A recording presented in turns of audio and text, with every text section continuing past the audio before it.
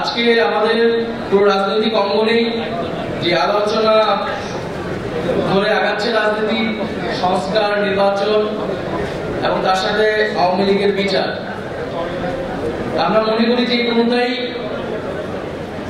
একে অন্যের থেকে বিরোধী নয়, বরং এই তিনটার সমন্বয়ে বাংলাদেশের এই যে পরিবর্তন, গণতান্ত্রিক রূপান্তর, সেটি হওয়া সম্ভব।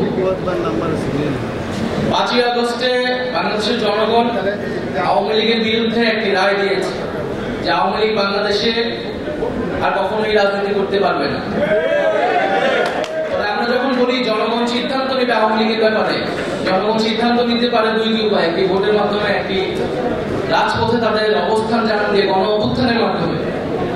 একটি যখন গণ অভ্যুত্থান হয়েছে, যে গণ অভ্যুত্থানে মুজিববাদকে, আওয়ামী লীগকে বাংলাদেশের জনগণ অস্বীকার করেছে এবং জনরোষে সেই ফ্যাসিস্ট সরকারের নেতৃবৃন্দকে দেশ থেকে পালাতে হয়েছে।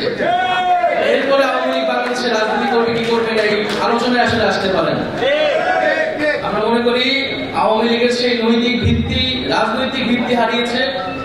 এখন তার আইনি বন্দোবস্ত কি হবে, কোন প্রক্রিয়ায়, কোন আইনি কাঠামোতে আমরা আওয়ামী লীগকে বাংলাদেশের রাজনীতি থেকে দূর করতে পারি এবং একটি গণতান্ত্রিক প্রক্রিয়া যেতে পারি, সেই বিষয়ে আমাদের সেই পথ আসলে উত্তোলন করতে হবে। সেই জায়গায় আওয়ামী লীগের নিবন্ধন বাতিলটা এই সময় অতি দ্রুত সময় আসলে করা উচিত। বিচার চলাকালীন সময় সাংগঠনিক রাজনৈতিক কার্যক্রম নিষিদ্ধ ঘোষণা করতে হবে এবং বিচারের মধ্য দিয়ে আওয়ামী লীগের একটা চূড়ান্ত ফয়সালা হয়তো আমরা পাবো। দ্বিতীয়ত, সংস্কারের কথা সকল রাজনৈতিক দলগুলোই বলছে।